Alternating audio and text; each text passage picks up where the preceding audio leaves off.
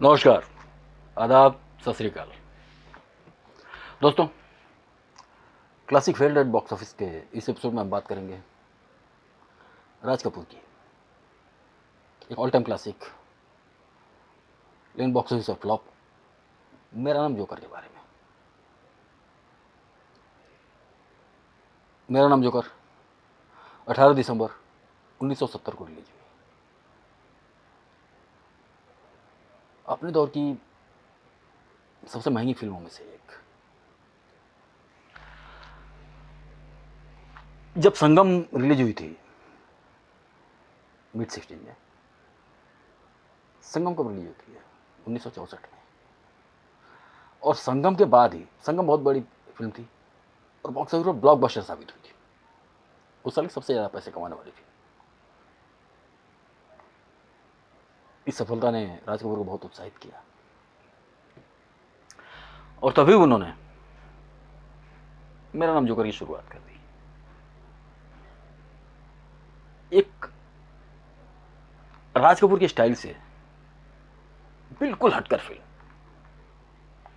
राज कपूर राज कपूर की फिल्मों का मतलब था कि एक ग्रैंडर से भरपूर बहुत रिच फिल्म है अपने दौर के हिसाब से, जिनमें एक बहुत बेहतरीन लव स्टोरी हो, खूबसूरत लोकेशंस हो, बेहतरीन गाने हो, बहुत सारा ग्रैंडर हो। लेकिन ये फिल्म इन सारी फिल्मों से बहुत हटकर। हालांकि राज कपूर ने अपने मसाले तो लगभग सारे डाले थे इसमें भी। हिट गाने थे। उनके फेवरेट शंकर जयकिशन ही फिल्म के संगीतकार थे, शैलेंद्र गीतकार थे, टीम वही थी। लेकिन जो फिल्म की कथा वस्तु थी वो बिल्कुल अलग थी। ये एक जोकर की कहानी थी। राज कपूर ने एक बहुत बड़ा प्रयोग किया था।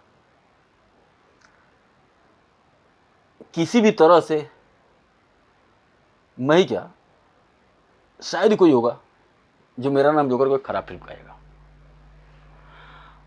और मजे की बात यह है, फिल्म बॉक्स ऑफिस और फ्लॉप भले ही हुई हो, उस दौर में भी, मतलब फिल्म की रिलीज के बाद किसी ने मेरा नाम जोकर को खराब नहीं कहा था। फिल्म की तारीफ सबने की थी। क्रिटिक्स ने फिल्म की बहुत तारीफ की थी, दर्शकों ने फिल्म को बुरा नहीं कहा था, लेकिन देखने नहीं गया। और जहां तक मेरी समझ है, इसका एक सबसे बड़ा कारण ये रहा, फिल्म भले ही अच्छी रही हो, सारी खूबियां रही हो, लेकिन राज कपूर से जिस तरह की उम्मीदें दर्शकों को होती थी, जिस तरह की फिल्मों की, जिस तरह की फिल्म की अपेक्षा दर्शकों को होती थी, मेरा नाम जोकर उनसे बिल्कुल अलग थी। ऐसा बहुत से बेहतरीन डायरेक्टर्स के साथ हुआ है। ये रमेश शिप्पी के साथ भी हुआ। शक्ति एक बेहतरीन फिल्म थी, सभी उसकी तारीफ करते हैं। रमेश शिप्पी खुद उसको अपनी सबसे बेहतरीन फिल्म मानते हैं। जो भी हो, जिसने शक्ति को देखा सबने तारीफ की, लेकिन शक्ति नहीं चली। और कारण यही था कि उसके पहले आने वाली जो फिल्में थी रमेश शिप्पी की, अंदाज या हो, या सीतार गीता हो, या शोले हो, या शान हो, ये सारी फिल्में एक हार्डकोर मसाला फिल्में थी। और शक्ति एक बहुत ही सीरियस फिल्म थी, बाप बेटे की कहानी थी। अमिताभ बच्चन को बिल्कुल एक अलग कैरेक्टर में डाला गया था। उनके ऊपर एक कॉमेडी सीन नहीं था, जिनकी अमिताभ अपनी कॉमेडी के लिए जाने जाते हैं। एक्शन जरूर था, लेकिन वो अलग तरह का एक्शन था। ये पूरी फिल्म बाप बेटे के ऊपर आधारित थी। ये सुभाष घई के साथ भी हुआ। लगातार एक फिल्म देने के बाद परदेश में जब उन्होंने किसना बनाई, किसना बुरी फिल्म नहीं थी, लेकिन उनकी सुभाष घई की मिजाज की बिल्कुल अलग थी। किसना फ्लॉप हुआ, और किसना से जो फ्लॉप का सिलसिला शुरू हुआ अब तक नहीं रुका। मनमोहन देसाई के साथ भी हुआ। लगातार एक हार्डकोर मसाला फिल्म बनाने वाले मनमोहन देसाई जब गंगा जमुना सरस्वती एक लव स्टोरी बनाते हैं, एक रेगुलर लव स्टोरी, तो फिल्म पिट जाती है।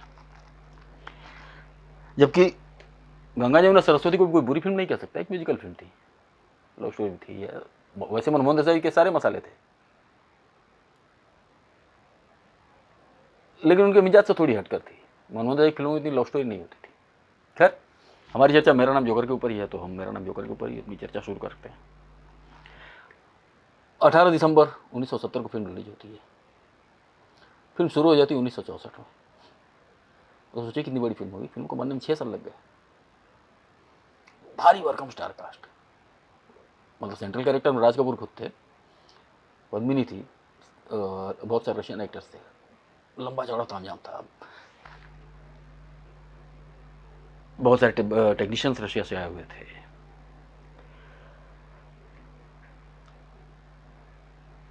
जहाँ तक मैं समझता हूँ कि फिल्म में हार्डली कोई कुछ सीन्स ऐसे हैं जिनमें जो थोड़े नॉर्मल लगते हो, वरना लगभग सारे सीन सर्कस के, बड़े बड़े ब्लॉक्स, हर सीन में किसी में 8 कलाकार, किसी में 10 कलाकार, किसी में 12 कलाकार। पूरी फिल्म इंडस्ट्री के बड़े बड़े कलाकार इस फिल्म, सारे बड़े स्टार्स लगभग इस फिल्म में आए हुए थे। राजेंद्र कुमार, धर्मेंद्र, मनोज कुमार, तारा सिंह। जो धर्मेंद्र का रोल है, इस रोल में पहले राज कपूर राजकुमार को लेना चाहते थे। वो एक सर्कस के कलावज का रोल था। राजकुमार के पास गए।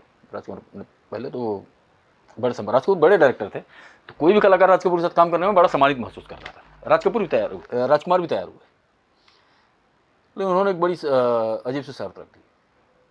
उनका कहना था कि ये फिल्म सिर्फ राजकुमार और राज कपूर की होगी, इसमें और कोई कलाकार नहीं होगा, मैं जूनियर आर्टिस्ट के साथ काम नहीं करता। अपने से किसी भी जूनियर कलाकार को राजकुमार एक जूनियर आर्टिस्ट बोलकर संबोधित करते थे। उनका कहना था कि मनोज कुमार, राजेंद्र कुमार, ये धर्मेंद्र, ये सब क्या है, मैं इन सबके साथ काम नहीं करूँगा। जाहिर है इन सारे कलाकारों की फिल्म में ज़रूरत थी, राजकपूर तैयार नहीं हुए और उस भूमिका में धर्मेंद्र को ले लिया।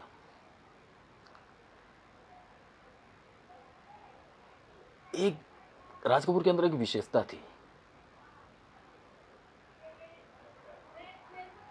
राज कपूर के बाद या उनसे पहले मैंने तो कोई डायरेक्टर नहीं देखा जो इतने कन्विंसिंग तरीके से इंडिविजुअल सीन्स को और अभिनेत्रियों से एक्सपोजर वाले सीन्स को इतने कन्विंसिंग तरीके से दिखाता हो।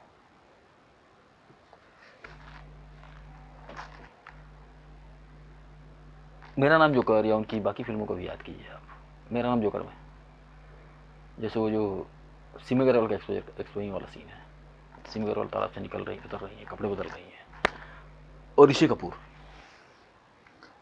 सिमी अग्रवाल का कैरेक्टर उसमें फिल्म में ऋषि कपूर के टीचर का है। उनको देखता है एक किशोर उम्र का बच्चा अपने टीचर को चेंज करते देख रहा है।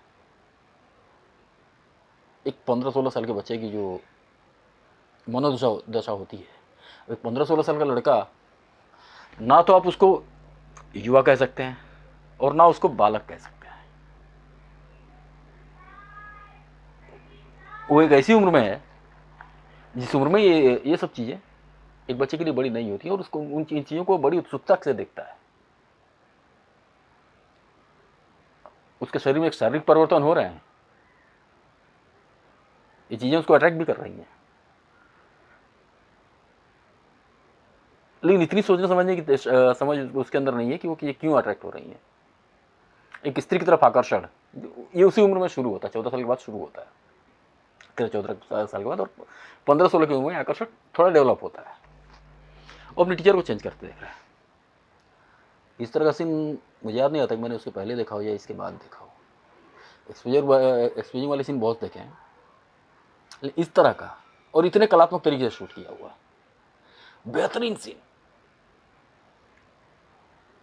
हिंदी सिनेमा के आइकॉनिक सीन्स में से एक, ये राज कपूर ही कर सकते थे। वो सीन याद कीजिए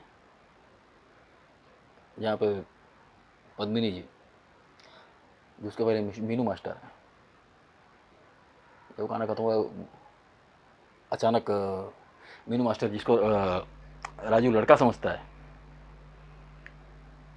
अचानक उसे शर्ट फटता है और उसके स्तन बाहर आ जाते हैं, और तब राजू को पता चलता है कि ये जिसको मीनू मास्टर समझ रहा था वो मीना है। मुझे लगता नहीं है कि कोई और डायरेक्टर अगर ये सीन शूट करता तो कैसा लगता, कैसा नहीं लगता, ये तो बात तो बहुत दूर की है। ये फिल्म सेंसर से पास भी हो पाता। इतने कलात्मक तरीके से शूट करना, वो चाहे वो दौर हो या ये दौर हो, ये राज कपूर ही कर सकते थे।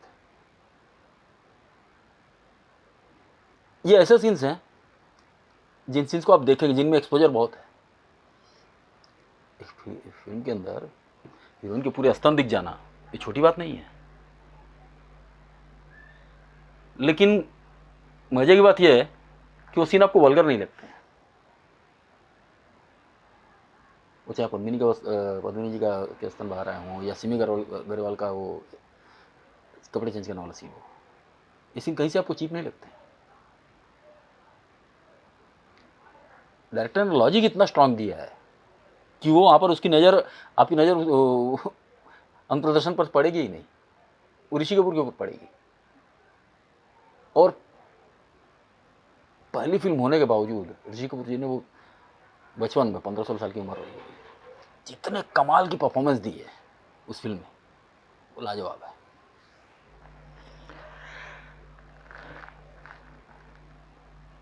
खैर, इस तरह के कुछ और सीन राज कपूर के याद आते हैं। सत्यम शिवम सुंदरम याद कीजिए, जिन्नतवन, लगभग पूरी फिल्म में उनके ब्रेस्ट दिख रहे हैं, लेकिन कहीं किसी भी सीन में आपको चीपनेस दिखाई नहीं देगी। सब कुछ आपको लगा नहीं यार ये जरूरी था। लॉजिक इतना स्ट्रांग है कि वो सीन बिना एक्सपोजर के हो ही नहीं सकता। बिना स्तन दिखाए जिन्नतवन वो सीन कर ही नहीं सकती थी। राम तेरी गंगा याद कीजिए, मंदाकिनी झरने के नीचे नहा रही हैं। अब कोई कपड़े पहन के तो नहाएगा नहीं। आमतौर पर औरतें जब नहाती हैं तो उनके स्तन दिखते हैं। गांव की लड़की है, बाहर बाहर नहा रही है, झरने के नीचे नहा रही है, या फिर वो ब्रेस्ट फीडिंग वाला सीन हो, बच्चे को जब माँ दूध पिलाएगी तो उसके स्तन दिखेंगे ही। वो सीन याद कीजिए जब मंदाकिनी बच्चे को दूध पिला रही है और रजा मुराद कमरे के अंदर प्रवेश करते हैं और मंदाकिनी अपने स्तनों को ढकने लगती है, तो राजा मुराद बोलते हैं कि अरे नहीं नहीं, इसकी क्या जरूरत है, अब तो ये सब दिखता ही रहेगा। तो मंदाकिनी जवाब देती है कि हाँ, जब आपकी माँ ने आपको दूध पिलाया होगा तो उनके भी स्तन दिख रहे होंगे, उनके भी ऐसे ही दिख रहे होंगे। ऐसा लॉजिक, ऐसा नहीं है कि दूसरे डायरेक्टर्स की फिल्मों में अभिनेत्रियों ने अंग प्रदर्शन नहीं किया है, लेकिन चीपनेस हर जगह दिखाई दी है। राज कपूर के अलावा इस तरह के सीन्स को राज कपूर के राज कुछ गिनती के डायरेक्टर से याद आते हैं।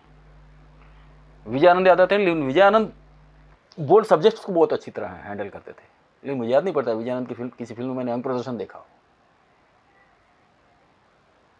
इस तरह का अंग प्रदर्शन सिर्फ राज कपूर की फिल्मों में होता था, लेकिन उनका प्रेजेंटेशन इतना बेहतरीन होता था, लॉजिक इतना स्ट्रांग होता था कि कोई भी सीन चीप नहीं लगता था।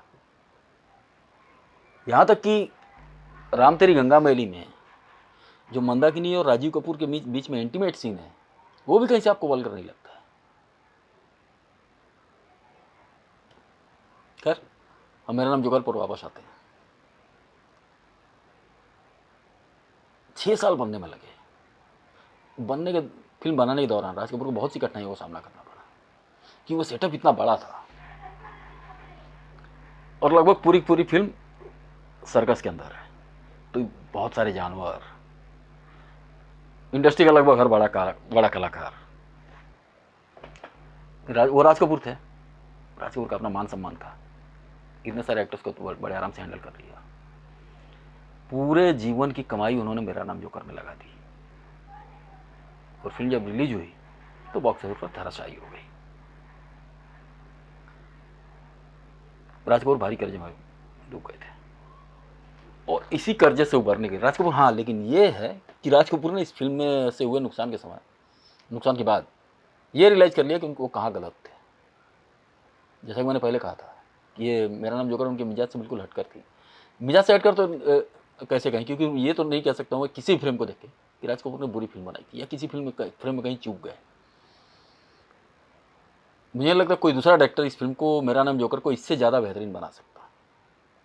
हर फिल्म अपने आप में मास्टरपीस है। एक एक सीन एक पूरी फिल्म के बराबर है। हर सीन अपने आप में एक कहानी कहता है। ये फिल्म दुर्भाग्य था। और जैसा कि मैंने कहा था कि दर्शकों को राज कपूर से इस तरह की फिल्म की उम्मीद नहीं थी। दर्शक राज कपूर से वही अपेक्षा कर रहे थे कि एक लव स्टोरी होगी, खूबसूरत गाने होंगे, बेहतरीन गाने, खूबसूरत लोकेशंस, बेहतरीन स्क्रीन प्ले और एक मज़ेदार फिल्म होगी। लेकिन जो मेरा नाम जोकर है, और ये कहूँ तो ये फिल्म उस दौर में रिलीज हुई किसी भी हॉलीवुड फिल्म को टक्कर देने के लिए की क्षमता रखती थी। शायद हिंदुस्तान अभी इतनी बेहतरीन फिल्म के लिए तैयार नहीं था, और इसी का खामियाजा मेरा नाम जोकर को भुगतना पड़ा। रिलीज हुई, बॉक्स ऑफिस पर धराशायी हो गई, और इस घाटे से उभरने के लिए राज कपूर ने एक छोटी सी लव स्टोरी बनाई, बॉबी, जो इसके मुकाबले मुझे नहीं लगता है कि इसके आधे बजट में भी बनी होगी। लेकिन एक फ्रेश फिल्म, अपने दौर के लिए क्रांतिकारी फिल्म। 1973 में रिलीज हुई बॉबी। जंजीर और बॉबी आसपास ही रिलीज हुई थी, और बॉबी ने बॉक्स ऑफिस पर 1973 में सबसे ज़्यादा पैसे कमाए थे। लेकिन मेरा नाम जोकर, जिसने राज कपूर को भारी कर्जे में डाला, उसको बनाने के बाद राज कपूर बहुत निराश हुए। राज कपूर उसको फिर फिल्म का कुछ अर्से के लिए डिप्रेशन में चले गए थे, लेकिन खैर उससे बाहर आए। मजबूत दिल के इंसान थे, उन्होंने जोरदार वापसी की। मेरा नाम जोकर शंकर जयकिशन और राज कपूर की जोड़ी की आखिरी फिल्म थी। इसी फिल्म के बाद जयकिशन का, शंकर का निधन हुआ, और शायद एक संगीतकार के तौर पर राज कपूर को भी एहसास हो गया था, क्योंकि हालांकि जयकिशन ने उसके बाद कई फिल्मों में संगीत दिया, लेकिन वो जादू क्रिएट नहीं कर पाए। जोड़ी टूटने के बाद अक्सर होता है, लक्ष्मीकांत प्यारेलाल के साथ भी हुआ, ये आनंद मिलिंद के साथ भी हुआ। जोड़ी टूटने के बाद उन लोगों को भी वो सफलता नहीं हुई। नदीम श्रवण के साथ भी हुआ। शंकर जयकिशन की जोड़ी भी इस फिल्म के बाद कई फिल्मों में संगीत दिया, जयकिशन ने अकेले दिया, लेकिन वो जादू क्रिएट नहीं कर पाए, वो सफलता उनको नहीं मिली।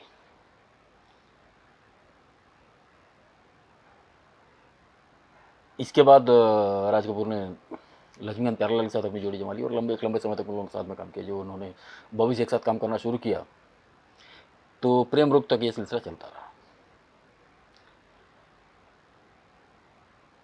शायद शैलेंद्र के साथ भी राज कपूर की आखिरी फिल्म थी। इस बार आनंद बख्शी के साथ उनकी जोड़ी जम गई। गीतकार तो राज कपूर ने इसके बाद बहुत से इस्तेमाल किए हैं। आनंद बख्शी को जानते मैं समझता हूँ। संतोष आनंद के साथ भी कई फिल्में की, कुछ गाने उन्होंने संतोष आनंद से भी लिखवाए, कई लोगों के साथ, लेकिन ज़्यादातर गाने आनंद बख्शी ने ही लिखे।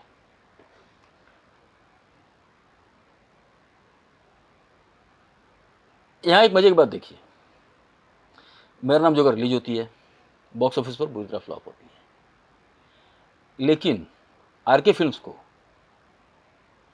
सैटेलाइट से जितना कलेक्शन मेरा नाम जोकर ने दिया है, आरके फिल्म्स की किसी भी बड़ी हिट फिल्म ने उतना कलेक्शन नहीं दिया। यहाँ तक कि 1970 में फ्लॉप होने के बाद ये फिल्म जब दोबारा रिलीज, जितनी बार रिलीज की गई, दोबारा रिलीज करने के बाद भी फिल्म ने अच्छी कलेक्शन की थी। ये उन गिनी चुनी क्लासिक फिल्मों में से है जो रिलीज के वक्त तो फ्लॉप हुई, लेकिन उसके बाद फिल्म की तारीफ बहुत हुई, और फिल्म ने कलेक्शन भी अच्छा किया, निर्माता को भारी मुनाफा दिया। जिनमें से मेरा नाम जोकर, उसका सिलसिला गिनी जा सकती है, यश चोपड़ा के लम्हे गिनी जा सकती है, और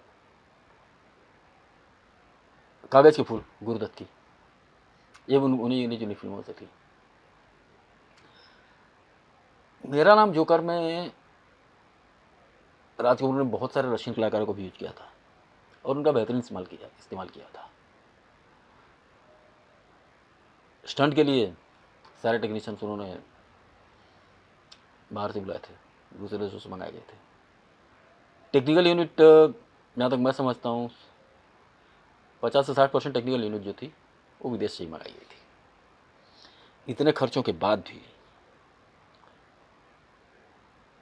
उस दौर के हिसाब से अगर कहा जाए, देखा जाए तो 2 से 2.5 करोड़ के बजट में बनी थी मेरा नाम जोकर। और मुझे लगता नहीं ये फिल्म ने उस 20 लाख या 25 लाख से ज़्यादा का कलेक्शन किया होगा। लेकिन निश्चित रूप से देश की महानतम फिल्मों में से एक है। तो दोस्तों, ये थी कुछ बातें मेरा नाम जोकर के बारे में। अगले एपिसोड में किसी और महान फिल्म पर बात करेंगे जो बॉक्स ऑफिस पर फ्लॉप हुई थी। इस एपिसोड में इतना है, अगले एपिसोड में मिलते हैं। तब तक के लिए अपना ख्याल रखिए। नमस्कार, धन्यवाद आपको।